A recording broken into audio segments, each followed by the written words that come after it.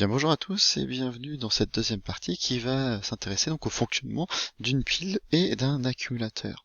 Alors on fait souvent la confusion entre plusieurs termes.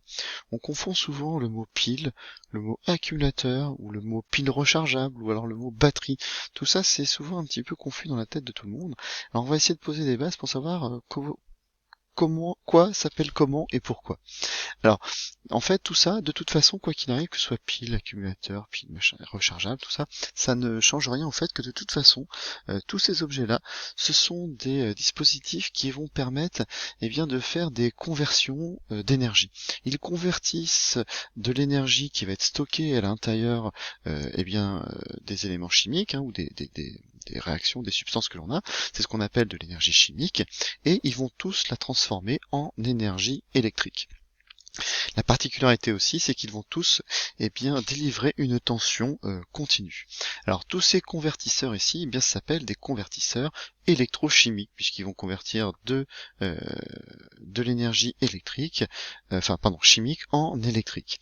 Alors donc on va noter donc les piles et les accumulateurs sont des convertisseurs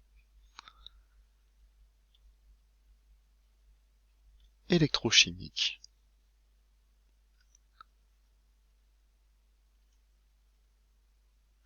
qui permettent de transformer de l'énergie chimique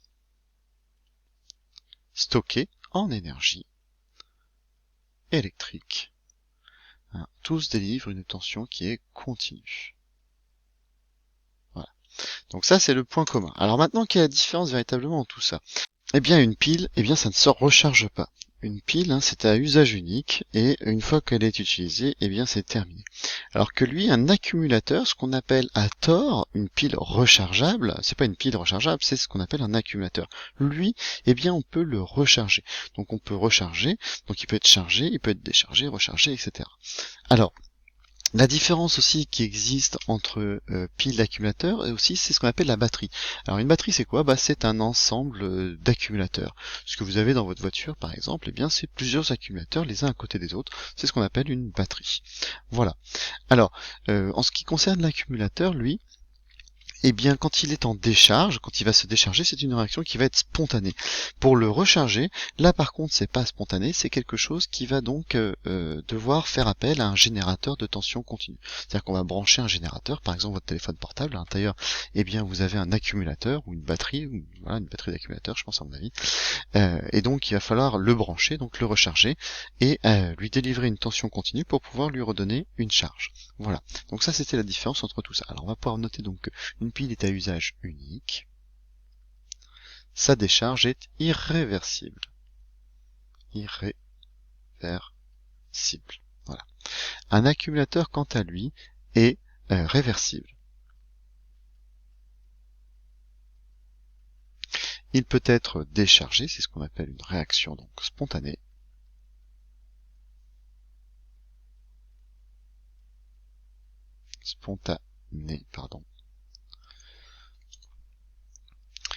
Donc je vais réécrire. Donc spontané. Puis rechargé. Alors ça c'est ce qu'on appelle une réaction forcée, ça se fait pas naturellement. C'est une réaction forcée à l'aide d'un générateur continu. À l'aide d'un générateur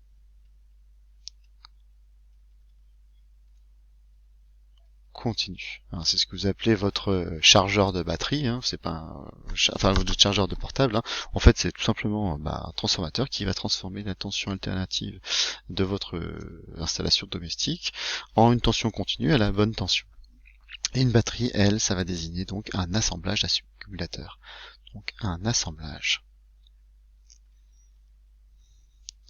d'accumulateurs.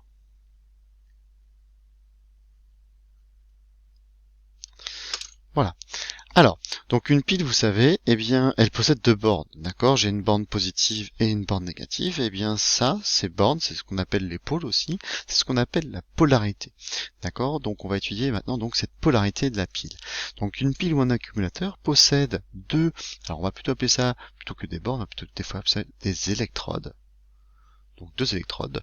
L'une des deux électrodes constitue la borne positive, donc je vais mettre un plus, tandis que la seconde constitue la borne négative, et bien ça c'est ce qu'on appelle justement cette polarité. Donc la polarité des piles, c'est de déterminer en fait quelle est la borne plus, quelle est la borne moins. Alors pour une décharge, le sens conventionnel du courant sort de la borne positive, d'accord. Pour une recharge, le courant s'inverse, mais attention, hein, si vous prenez un accumulateur, eh bien cette polarité va rester forcément inchangée. Les bornes plus et moins ne changeront pas. Par contre, le sens du courant dans lequel on va impliquer, lui va changer, donc va rester inchangé. Le sens de parcours des électrons, par contre, dans les fils, hein, votre sens conventionnel du courant, c'est du plus vers le moins. Par contre, dans les fils, les électrons, eux, vont se déplacer dans le sens opposé à celui du courant. Donc, est opposé au sens du courant. Hein, puisqu'on a défini le sens du courant comme étant le sens du plus vers le moins à l'extérieur du générateur pour les charges positives.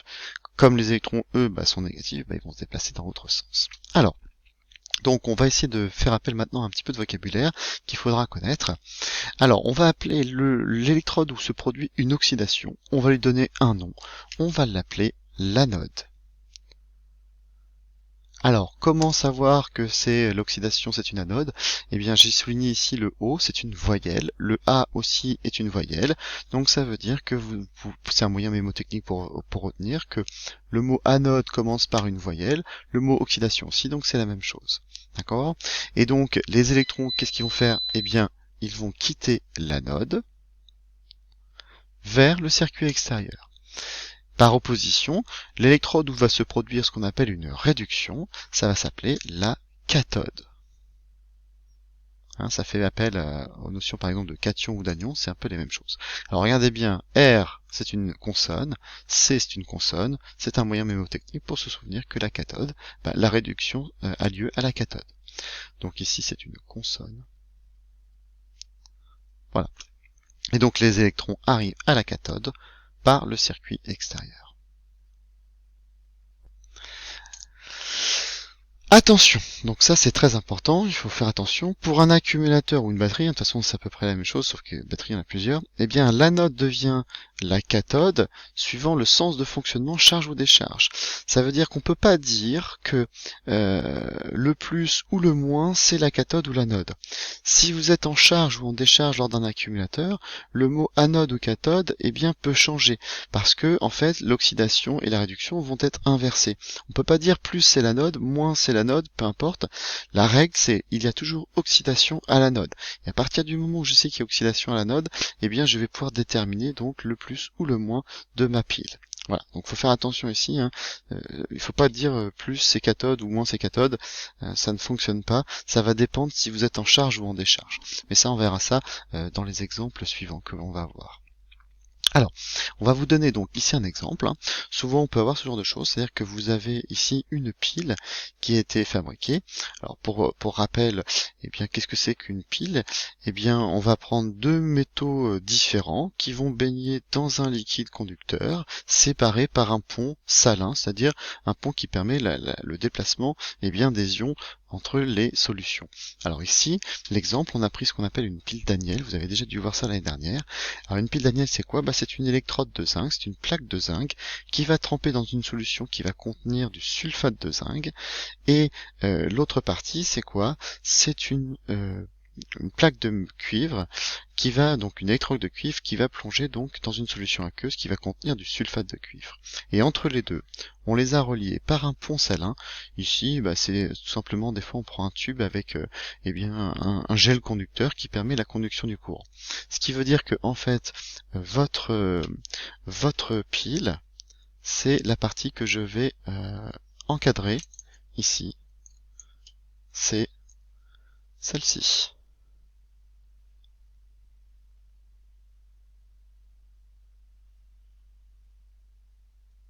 Voilà. Hein, ça, ce que je fais ici en bleu, eh bien ça, c'est votre pile. Ça, c'est votre générateur. Ça veut dire que tout ce qui est à l'extérieur, hein, ce n'est pas votre pile. La résistance ici, l'ampèremètre qui se trouve là, ce n'est pas votre pile.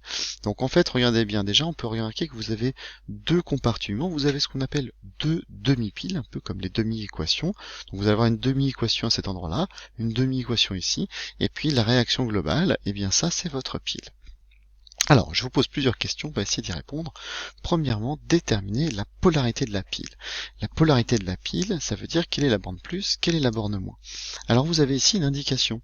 Hein, vous avez un ampèremètre qui mesure une intensité positive avec la borne COM qui se trouve ici. Alors vous devez savoir que si vous avez une intensité positive, eh bien la borne COM va vous indiquer la borne négative. Ça veut dire qu'ici, eh bien c'est le moins. Ça veut dire que de ce côté-là, c'est le plus. Alors je peux les entourer, peu importe. Donc là, l'électrode de cuivre ici va constituer la borne positive et que l'électrode de zinc ici va constituer l'électrode négative. Deuxième question, on vous demande d'indiquer le sens du courant I, le sens de déplacement des électrons libres ainsi que le sens de déplacement des ions dans le pont Salin. Alors, je viens de voir que le courant électrique circule bien, du plus vers le moins à l'extérieur de la pile. Ici, ça c'est l'intérieur de votre pile en bleu. L'extérieur c'est tout ce que j'ai fait ici. Donc je dois aller du plus vers le moins à l'extérieur. Ce qui veut dire que votre courant, eh bien il va circuler comme ceci. Alors je fais une petite flèche pour marquer I. Donc ça veut dire que c'est pareil ici. Hein, le courant va circuler dans ce sens-là. Il va circuler dans ce sens-là. Et il va circuler forcément dans ce sens-là ici. Donc je vais tourner ici dans le sens trigonométrique, hein, dans le sens anti-horaire.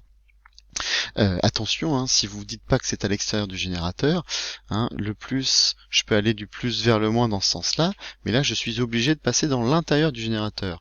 Et donc d'où l'importance de dire que le courant circule du plus vers le moins à l'extérieur du générateur. Voilà, donc là j'ai déterminé le sens du courant. Maintenant il faut déterminer le sens de déplacement des électrons libres. Alors les électrons libres, eux, eh bien justement ils vont se déplacer dans les fils dans le sens opposé. Ça veut dire qu'ils vont se déplacer comme ceci, E-,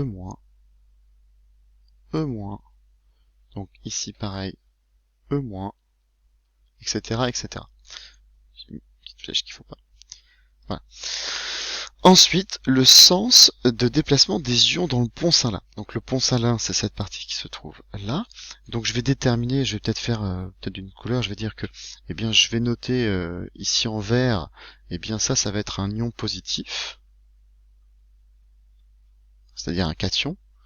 Et ici, je vais avoir en moins, je vais faire un ion négatif. Alors là, c'est pas compliqué, parce que dans le pont Salin, les ions positifs, eh bien, ils vont se déplacer dans le même sens que le courant. Donc ils vont aller dans ce sens-là, et les ions négatifs, eux, ils vont aller dans l'autre sens, dans le sens des électrons, comme ceci. Ensuite, déterminer les deux demi-équations ainsi que le type de réaction aux électrodes. Alors, ici, je vais avoir deux couples, Cu2+, Cu. Donc je peux écrire ma demi-équation, et après on va essayer de réfléchir dans quel sens ça va se dérouler. Alors la demi-équation, c'est celle-ci. Donc j'ai Cu2+, voilà, plus un certain nombre d'électrons, puisque je vais le mettre les électrons du côté de l'Occident, c'est-à-dire du premier, qui vont vous donner, eh bien, du Cu. Alors, je dois mettre un 2 ici. Alors, la question c'est maintenant, est-ce que ça se déroule dans ce sens-là, ou est-ce qu'il faut que j'inverse les deux termes? Alors, regardez bien ici, eh bien, vos électrons vont arriver, c'est-à-dire qu'ils vont être captés ici à l'intérieur. S'ils sont captés, eh bien ça veut dire qu'ils vont réagir avec un oxydant. Ça veut dire que eh bien vous allez bien avoir le sens qui va être dans le bon sens ici. C'est bien les ions Cu2+ qui vont capter les électrons pour donner du cuivre. Ça veut dire que ici j'ai écrit mon équation eh bien dans le bon sens. Ce qui veut dire que comme je forme ici eh bien le réducteur du couple, c'est ce que l'on appelle une réduction. Et vous devez savoir, donc, comme on l'a vu juste au-dessus, que la réduction, eh bien, c'est ce qu'on appelle la cathode. Voilà, ça c'est une première méthode de savoir, donc je sais que les électrons arrivent ici, vous pouvez regarder dans votre cours juste au-dessus, vous dit que la cathode, justement, c'est des électrons arrivent à la cathode par le circuit extérieur. Donc on est bien dans ce cas-là, puisque les électrons ici arrivent bien par le circuit extérieur à la cathode. Donc je sais que c'est une cathode, donc je peux faire de se dire que c'est une réduction, donc que je vais former un réducteur. Donc voilà, on peut faire comme on veut, de méthode, soit je le fais dans un sens, soit je le fais dans l'autre, et dans ce cas, je peux déterminer lequel est lequel. Une fois que je sais quelle est la cathode, eh bien je sais que de l'autre côté, forcément, eh bien c'est l'anode. Et à l'anode, qu'est-ce qu'il y a? Il y a une oxydation.